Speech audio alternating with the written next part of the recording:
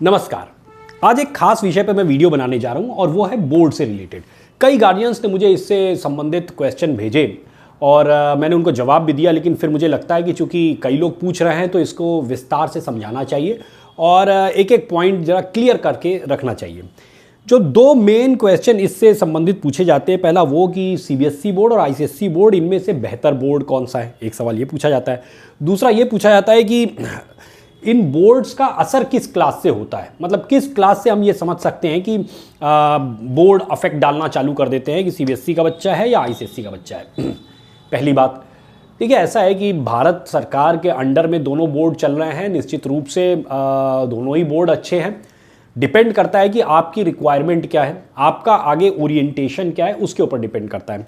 तो पहले मैं दोनों बोर्ड्स के बारे में थोड़ी सी बात रखना चाहूँगा कि दोनों बोर्ड को पहले अलग अलग समझिए, फिर इसके बाद आपकी क्या रिक्वायरमेंट है, उस रिक्वायरमेंट के अकॉर्डिंग हम लोग फिर ये तय करेंगे कि आपके लिए कौन सा बोर्ड अच्छा रहेगा।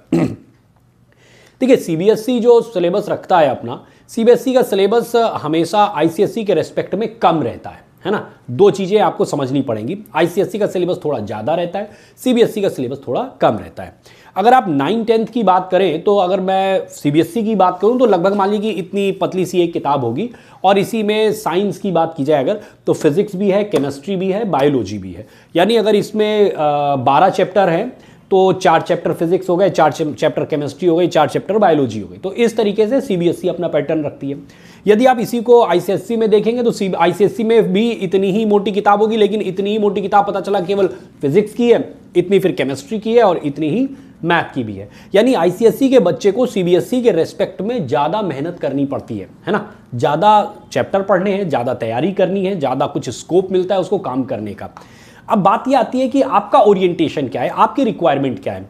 यदि आपका ओरिएंटेशन, यदि आपका आगे का लक्ष्य, यानी कि अगर आप ये चाहते हैं कि 12th के साथ आपका बच्चा जेई या नीट निकाले या ऐसा ही कोई समकक्ष बड़ा एग्जाम आप टारगेट करके चल रहे हैं 12th के साथ, केवल बोर्ड नहीं है बल्कि एक बड़ा एग्जाम, एंट्रेंस एग्जाम जो है वो आप निकालना चाहते हैं, ऐसे में मेरा जो मानना है कि आपको चाहिए कि नीचे से ज्यादा मेहनत करने की आदत डालनी चाहिए। क्यों कह रहा हूं ये बात, जरा ध्यान से बात को समझिएगा। है क्या कि 10th तक, मतलब नर्सरी से लेकर 10th तक आपकी किताबों का साइज इतना ही होता है, इसी साइज की किताबें आप पढ़ते रहें।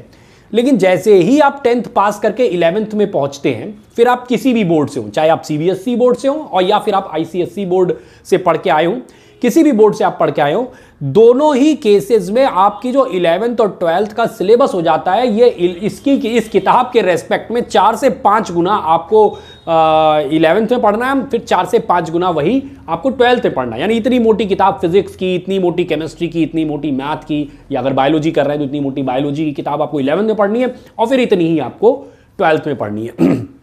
तो कहने का मतलब यह है कि 10th के रेस्पेक्ट में 8 गुना सिलेबस आपको जेई या नीट के लिए तैयार करना होता है।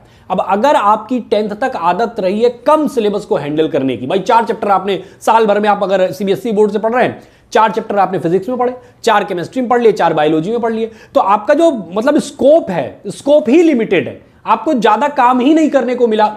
4 चैप्टर साल भर में आपने फिजिक्स के तैयार किए, तो आपने उतनी ना मेहनत की, ना आपसे उतनी मेहनत करवाई गई। तो इसलिए होता क्या है कि जो सीबीएसई बोर्ड का सिलेबस है वो आपको उतनी तैयारी नहीं करा पाता है ना, जितनी तैयारी आपको आईसीएसई बोर्ड का सिलेबस करा सकता है, क्योंकि अब कंपल्सन है कि भाई आपको उसमें सिलेबस ज्यादा है ही तो उतना तैयारी करनी है। तो एज अ टीचर भी जब हम लोग पढ़ाते हैं तो जो हमारी राय होती है, या हम जो बच्चों को समझ पाते हैं कि कौन सा बच्चा किसको भाई हम ज़्यादा मेहनत करा सकते हैं। हम 9-10th भी पढ़ाते हैं, तो हम 9-10th में जब बच्चा हमें सीबीएसई बोर्ड का मिलता है तो उसको हम ज़्यादा मेहनत करवाएं तो करवाएं क्या, जब सिलेबस ही नहीं है।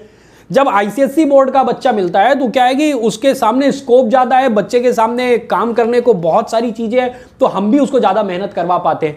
तो इसलिए यदि आपका टारगेट आगे चल के आईआईटी जेईई या नीट टाइप का एग्जाम है तो फिर आपको आईसीएसई बोर्ड ही चूज करना चाहिए, ऐसी मेरी व्यक्तिगत राय है। जरूरी नहीं आप मेरी राय माने, लेकिन मेरी जो व्यक्तिगत राय है वो यही है कि आपको ज्यादा मेहनत करके आगे बढ़ना चाहिए, और वो भी बहुत ज्यादा नहीं होता है। अगर आप देखें 11th के रेस्पेक्ट में अगर आप देखें तो 10th का सिलेबस आईसीएसई का भी कुछ भी नहीं है।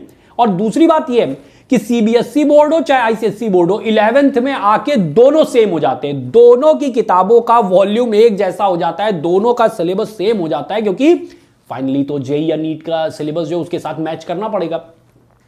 दूसरा प्रश्न आपने ये किया कि ये बोर्ड का फर्क किस क्लास से पढ़ने लगता है। मेरा अपना मानना है कि क्लास 6 से, कक्षा 6 से ये बोर्ड का जो है असर पड़ने लगता है, क्योंकि सीबीएसई में सिलेबस वही कम होगा और आईसीएसई में सिलेबस ज़्यादा होगा और ये सारी चीज़ें क्लास 6 से चालू हो जाती है।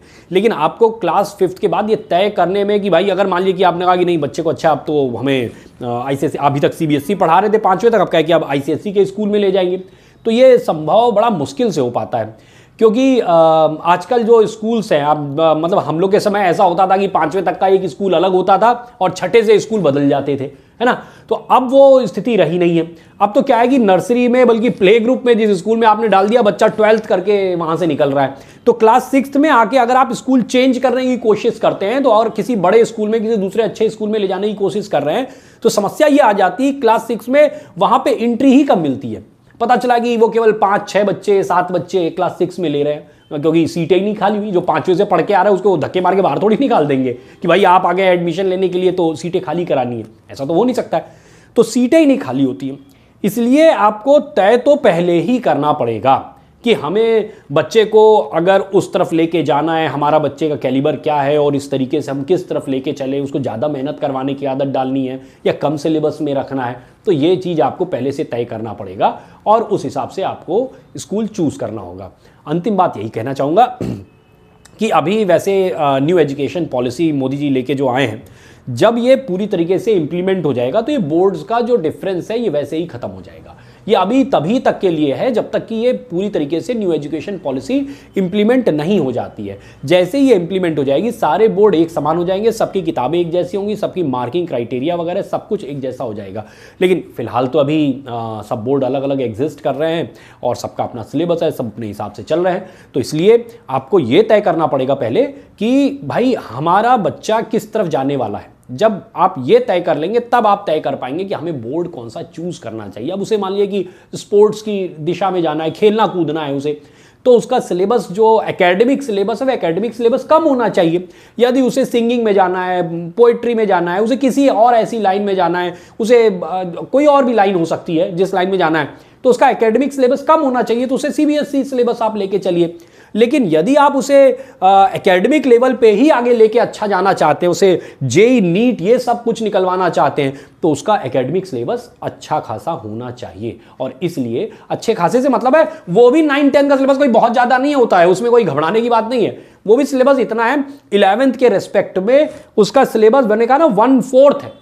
कम से कम थोड़ी मेहनत करने की आदत पड़ जाएगी तो 11th में जो एकदम से जंप आता है ना सिलेबस का, 10th के तुरंत बाद 4 गुना सिलेबस एकदम 11th में मिलेगा, तो बच्चा घबराएगा नहीं क्योंकि उसको मेहनत करने की आदत पड़ी हुई है। इसलिए अपने लक्ष्य के अनुसार आपको जो है आगे का बोर्ड चूज करना चाहिए। मुझे उम्मीद है कि मेरी ये बात आपको क्लियर हो गई होगी। जय श्री राम, जय मां शारदे, ओम नमः शिवाय।